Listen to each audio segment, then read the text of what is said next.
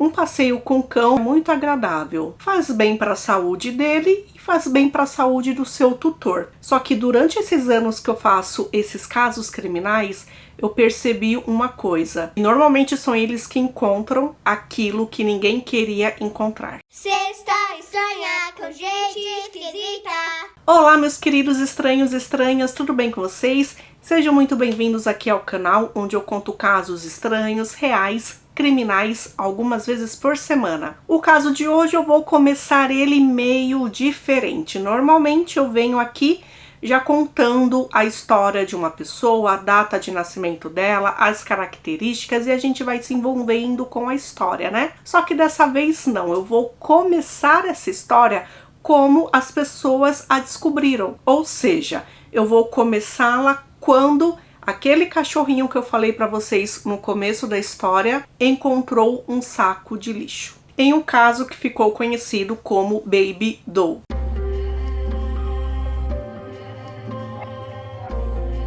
Então era 25 de junho de 2015. Uma mulher estava com seu cachorrinho passeando ali na região de Deer Island. Apesar de ser chamado, de Island, que é ilha, na verdade lá não é uma ilha. É uma península que fica no porto de Boston, Massachusetts, Estados Unidos. Lá é encontrada principalmente a estação de tratamento de águas, que ocupa 2/3 da região e trata o esgoto de 43 cidades vizinhas e vilas. E o restante do local eles utilizam como área de lazer. Então tem atividade para fazer passeios, caminhada, corrida, também piqueniques e pesca. E foi nessa região que um cachorrinho viu um saco plástico que continha algo lá dentro. Ele foi insistente, por causa da insistência dele, a tutora acabou dando uma olhadinha ali, vendo o que tinha dentro, e para espanto dela, ela encontrou um corpo. Claro que imediatamente ela chamou a polícia. Pelo tamanho do corpo, tratava-se de uma criança, de uma menina que estava vestindo roupas infantis, caracterizada por uma legging, uma calça branca com bolinhas pretas, e também junto ali do mesmo saco plástico tinha uma manta, que era uma manta de zebra. Ela estava muito inchada, então não dava para identificar ela visualmente. E também por causa da decomposição, não dava para verificar as impressões digitais. Não dava nem para saber, gente, qual a etnia dessa criança, somente que era uma menina. Então eles foram fazendo testes. A guarda costeira dos Estados Unidos, eles verificaram também as correntes da água para tentar saber de onde pode ter vindo aquele corpo. Então eles acreditavam que o corpo não foi jogado em um outro local, não, que realmente tinha sido ali na própria região. E se isso realmente aconteceu, por ser uma região de tratamento de água, onde tem muita movimentação de trabalhadores ou de turistas, então é uma região assim bastante movimentada,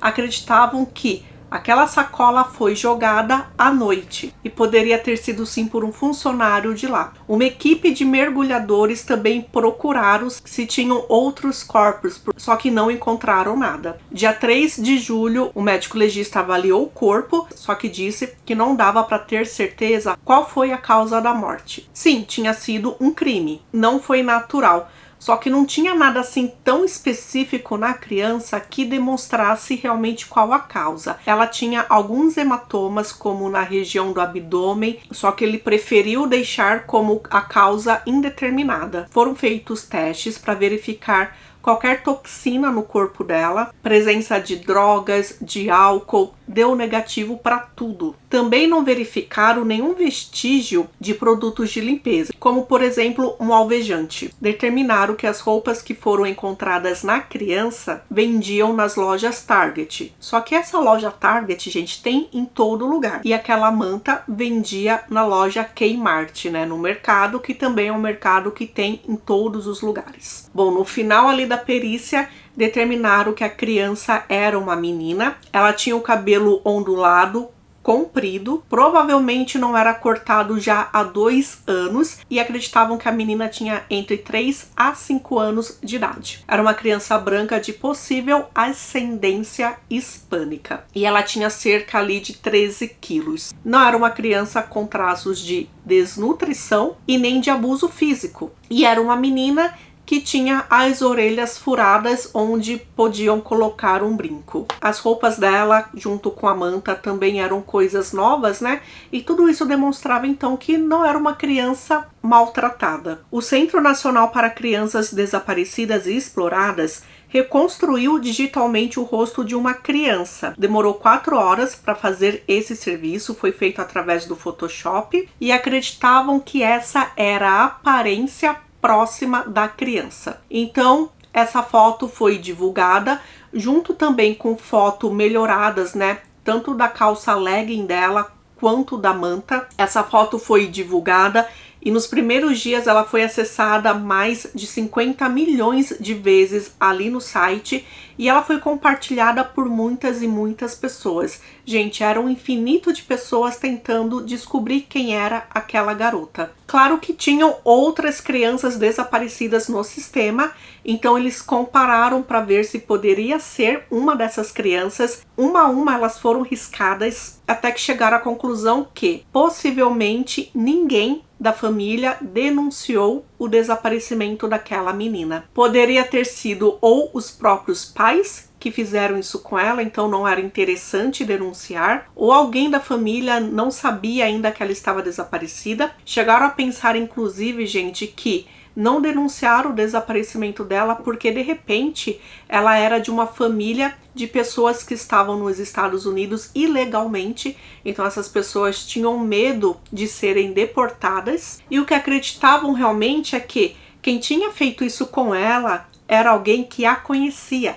Porque normalmente esse tipo de crime não acontece com estranhos, é bem raro. Então era alguém ali do âmbito familiar, de convívio social dela. O DNA dela foi coletado através de um fio de cabelo e também de um dente. Verificaram também que não batia com nenhuma das famílias cadastradas que tinham um ente querido desaparecido. Essas amostras também foram para a Universidade do Texas para compararem também com parentes vivos. Só que esse tipo de estudo demoraria ainda para acontecer. Além dos testes de DNA, colocaram uma ciência chamada de palinologia forense, que é, na verdade, o estudo do pólen. Isso é importante para verificar se o local que a vítima foi encontrada é o mesmo local que ela morreu. E aí verificaram que a criança possivelmente viveu em Boston, na região urbana. Só que aí teve um problema também aí na divulgação dessa foto dela, né, feita digitalmente. A foto era tão real, parecia realmente ser uma foto,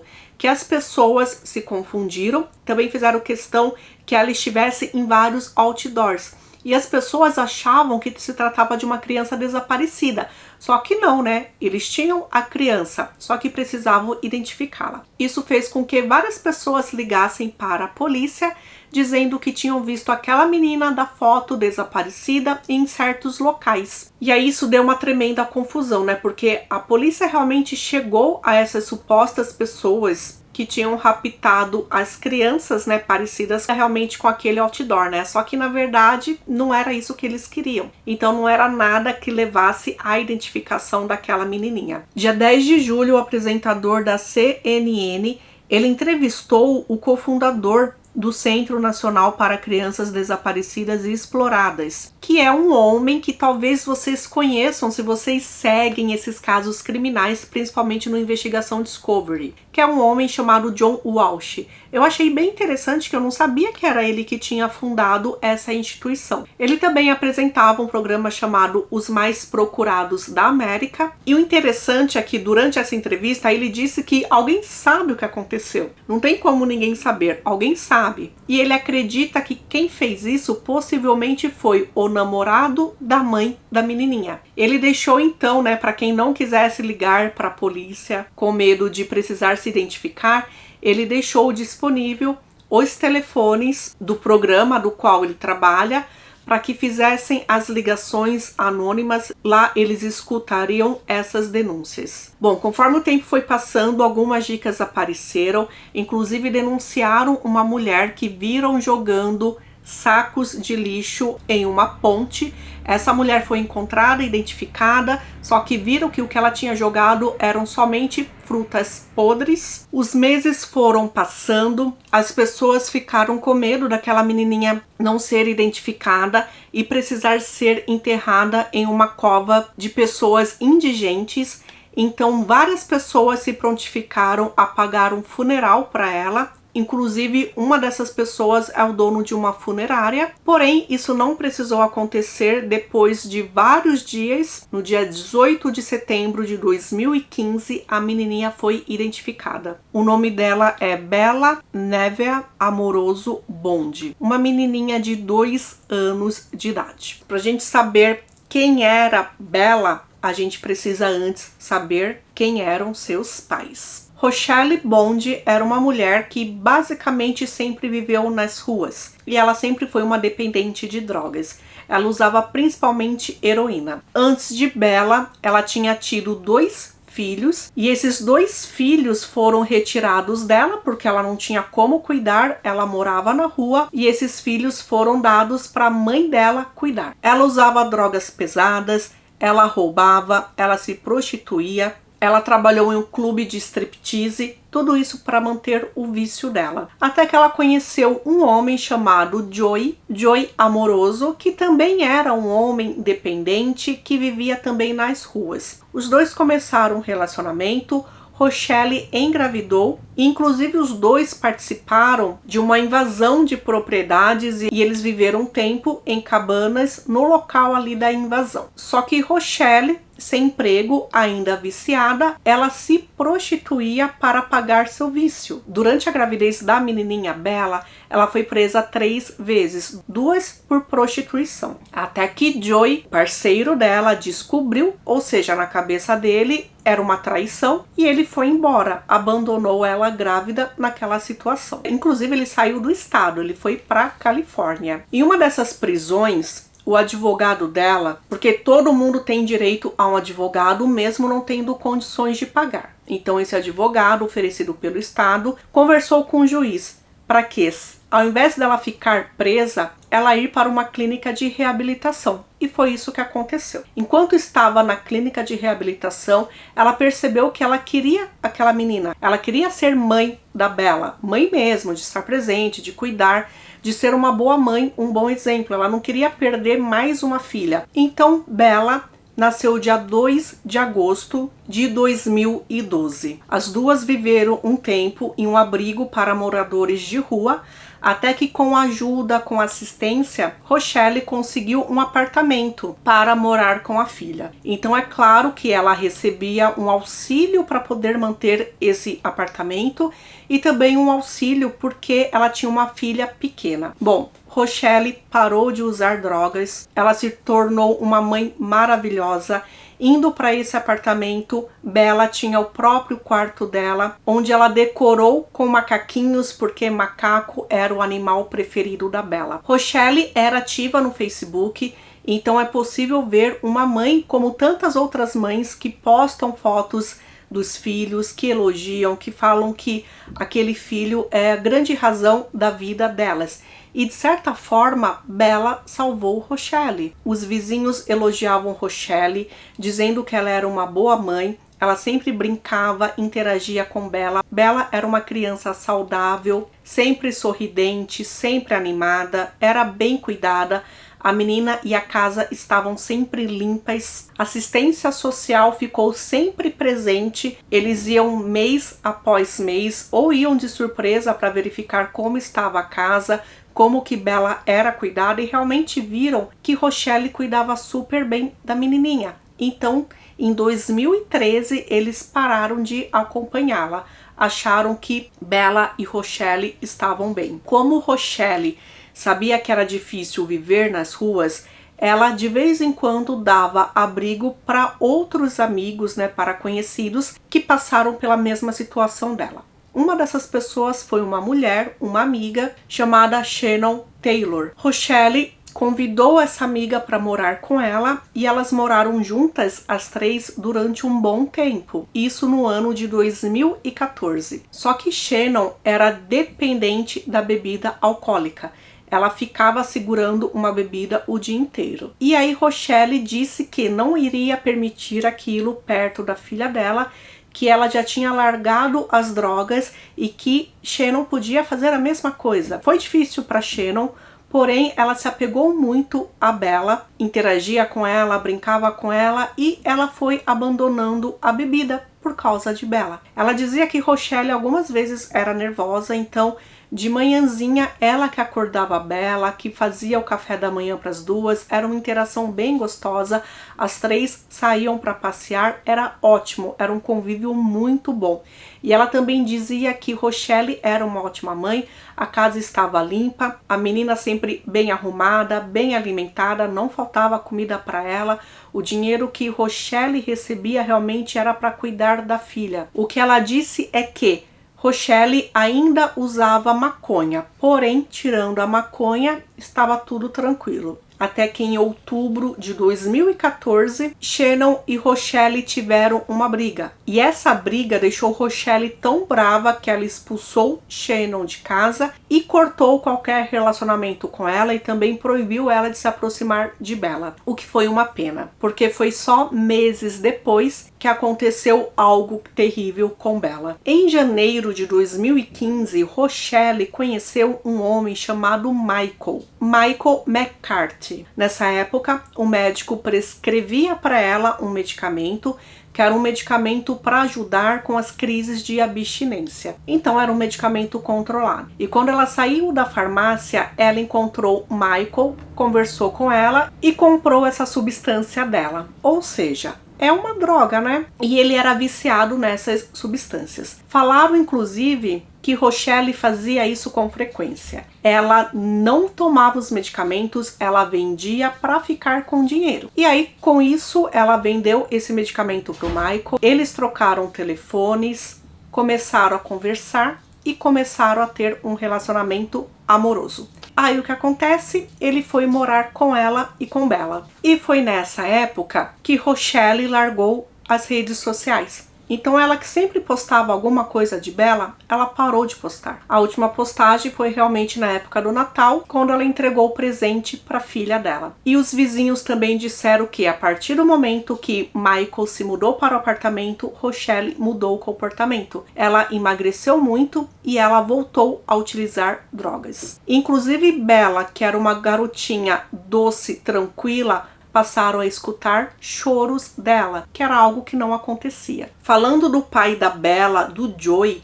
ele não conhecia ela pessoalmente, ele soube que a menina nasceu e ele conversava com ela por telefone, só que pessoalmente ele nunca tinha visto. Rochelle, por outro lado, levava a menina para ter contato com a avó, com a mãe de Joey. Só que também a avó reclamou que depois dos 8 meses de idade, Rochelle deixou de levar a menina lá.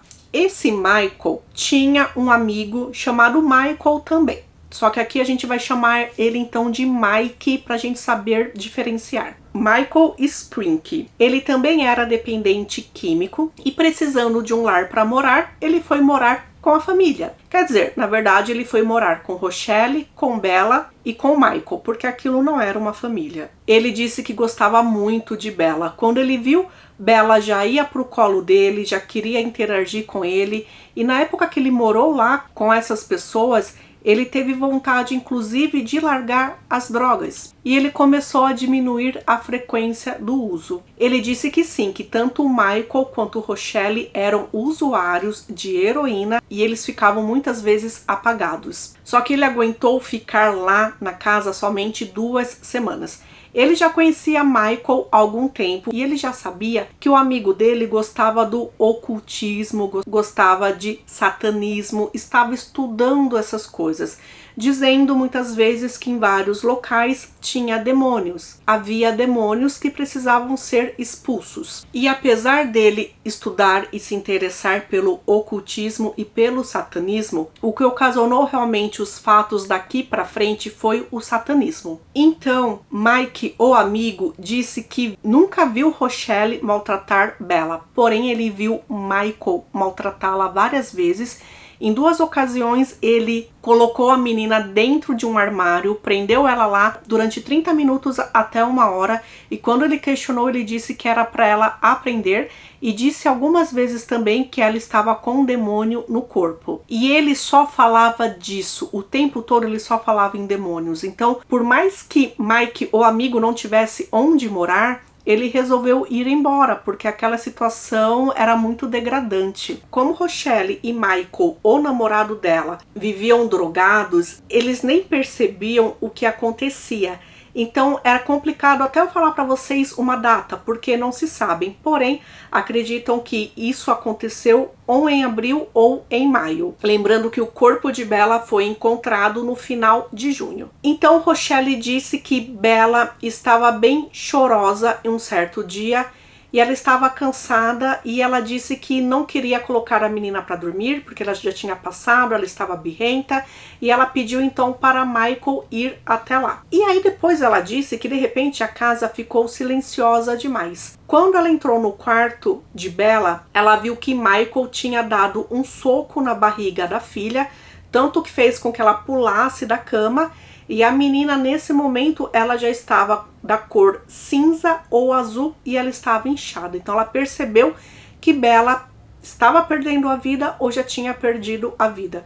Então ela brigou com o namorado, foi tentar salvar a menina, e o namorado disse para ela o seguinte: isso precisava acontecer. Ela precisou morrer. Ela estava com um demônio no corpo dela. E logo em seguida, quando ela foi gritar, Michael começou a sufocá-la até que ela desmaiou. E quando ela acordou, ele disse: olha, se você contar isso para alguém, eu vou te matar. Michael injetou no pescoço dela uma quantidade de heroína. Então ela ficou fora de si. Ela lembra de ter visto depois o corpo da filha dentro de uma sacola, de uma mochila verde, e aí acredita que durante um tempo o corpo da menina ficou na geladeira. E toda vez que ela acordava, que as drogas saíam do organismo dela e ela lembrava o que tinha acontecido, Michael mais uma vez injetava heroína nela. Michael muitas vezes saiu de casa, prendendo ela dentro de casa, deixando ela somente com o celular,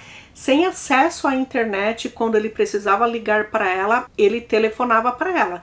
Só que ela não podia nem mandar mensagem para ninguém. Porém, mesmo com Bella morta, Rochelle continuava recebendo o benefício que seria para ela. No final de março, então pode ser que isso tenha acontecido com Bella no mês de março, alguns vizinhos viram quando Rochelle jogou roupas e brinquedos da menina no lixo.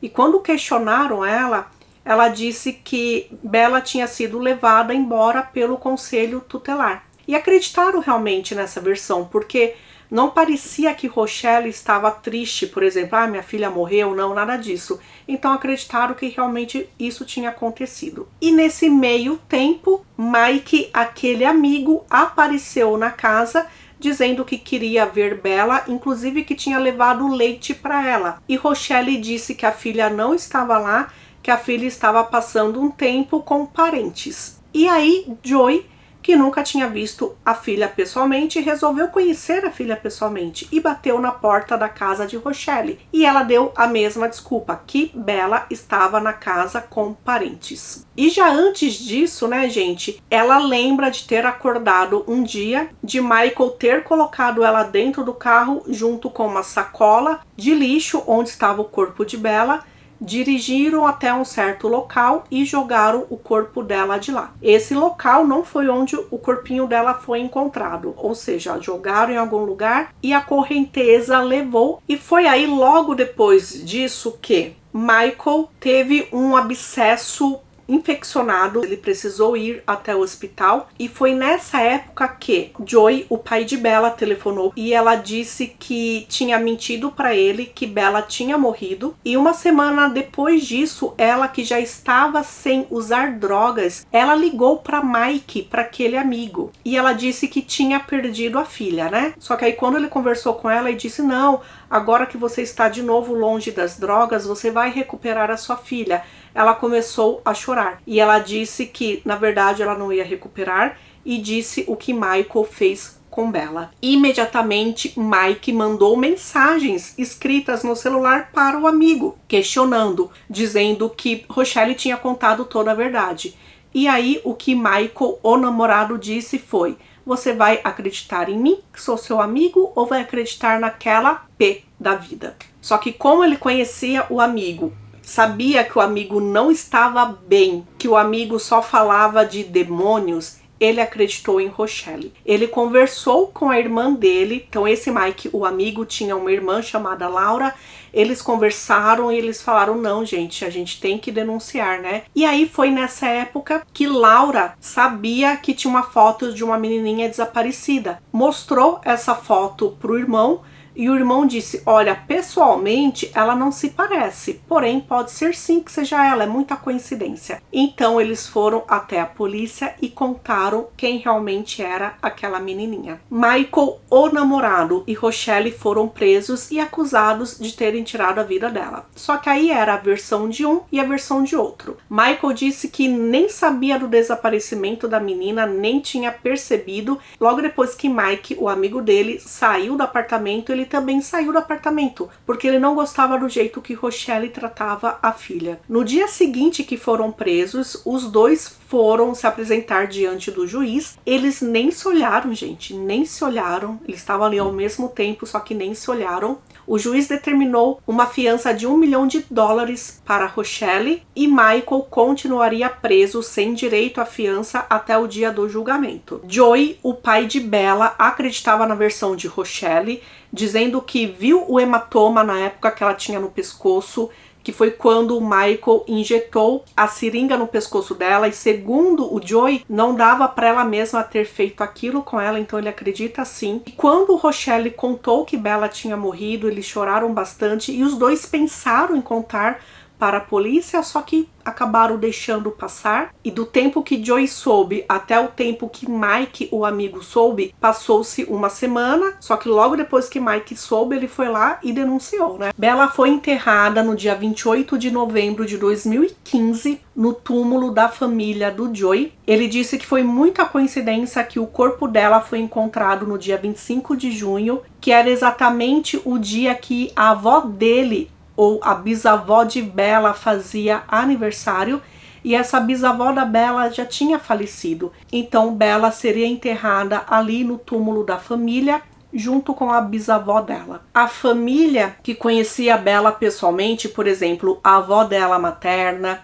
e a tia dela, disseram que realmente tinham visto a foto da bebezinha desconhecida, só que aquela foto, para quem conhecia a Bella pessoalmente, não parecia que era a mesma pessoa. E realmente elas não sabiam que Bella estava desaparecida. E Mike disse que, como ele vivia nas ruas, ele não tinha acesso à TV, a jornais, então ele não sabia que aquela foto estava sendo divulgada. Bom, então o julgamento começaria em 2017.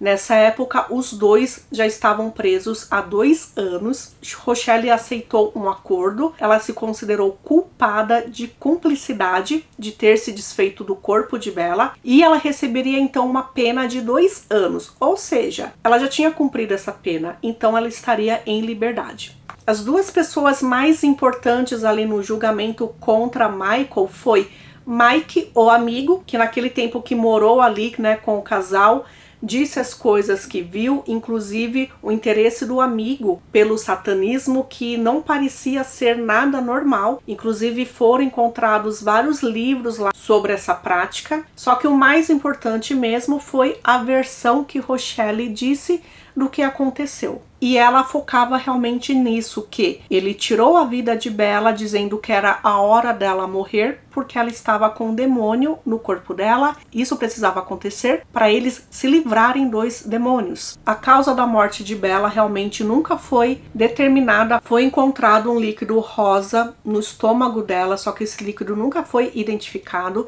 E a gente precisa lembrar que em todos os testes toxicológicos, nada tóxico foi encontrado no corpinho dela. E aí o médico, ele foi chamado para depor e ele diz que realmente o soco no estômago pode ter sido a causa da morte? Pode, só que é improvável. Então, de repente, alguma pancada em outro local pode ter ocasionado uma parada cardíaca e aí ela ter falecido disso. Então, assim, nesse caso, Michael foi acusado de homicídio em primeiro grau, ou seja, ele fez isso premeditado. Porém, o juiz deixou que o júri determinasse se seria isso ou seria de repente em segundo grau, quando não houve intenção. Ou de homicídio culposo, que alguma coisa ocasionou a morte de Bella e Michael tenha negado ajuda e por isso ela morreu. Assim que o casal foi indiciado pela morte de Bella e também durante o julgamento de Michael, diariamente esteve presente uma mulher chamada Megan. Inclusive, ela estava sempre com um bichinho de pelúcia, um pato. Ela se apresentou como sendo madrinha de Bella. Ela disse que a última vez que viu Bella foi no dia 12 de março de 2015, que foi no aniversário dela. E ela deixou de frequentar e de ter tanto contato com Bella porque ela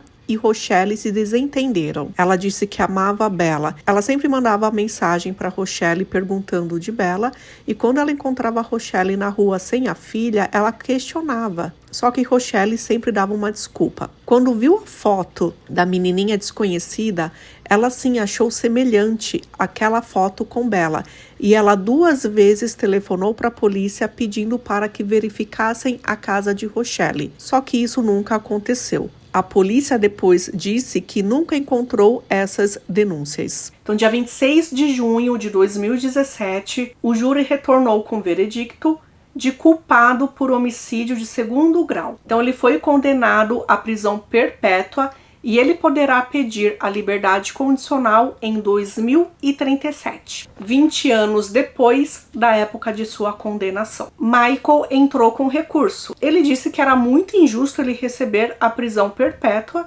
e demorar 20 anos para ele pedir a liberdade condicional. Ele deu uma entrevista para uma rede de TV, onde ele disse as coisas que o advogado dele iria alegar. Uma dessas coisas é sobre o líquido rosa que encontraram no estômago de Bella, porque poderia ser de um medicamento que Rochelle tomava, então ela envenenou a filha. Ele disse também que Rochelle contou que o corpo de Bella ficou alguns meses na geladeira, só que ele disse que a polícia não encontrou nenhum vestígio de que algum corpo ficou ali. O que não é verdade, porque buscando lá no tribunal, eles deixaram claro que cães farejadores notaram na braçadeiras da geladeira vestígios de corpo humano. Outra coisa que ele disse também é que a polícia examinou o carro dele e aí não encontraram nenhum vestígio de corpo no carro dele. Só que aí poderia ter usado o carro de outra pessoa, né? Poderia. E quando o repórter pergunta como que o corpo dela foi parar lá na península,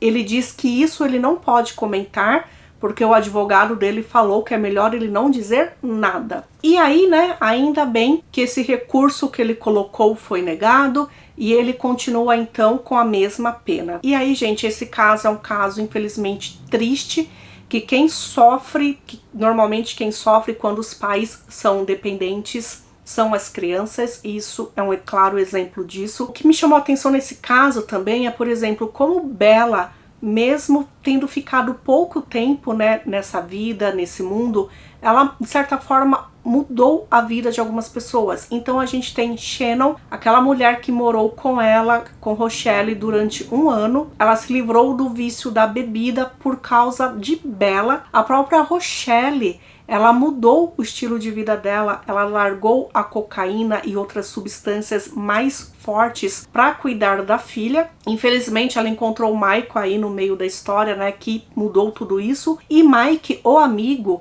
ele diz bravamente que Bella salvou a vida dele. Que no momento que ele conheceu Bella, ele teve vontade, que ele nunca tinha sentido aquela vontade de largar as drogas. Ele teve aquela vontade, aquele primeiro momento realmente de querer, de ter algum motivo para isso, e mesmo quando ele perdeu o contato e quando Bella perdeu a vida, ele considera que ela o salvou, porque ele está há muito tempo longe das drogas depois de conhecê-la. Então é isso. É um caso de uma menininha que deixou muitas pessoas tristes, muitas pessoas sofreram, né, quando viram que ela foi encontrada daquela forma, uma menininha abandonada, perdeu a vida na própria casa onde ela deveria se sentir e estar segura. É uma pena mesmo. Então é isso, gente. Muito obrigada por ter assistido aqui até o final e a gente se vê no próximo caso, tá bom? Beijinhos.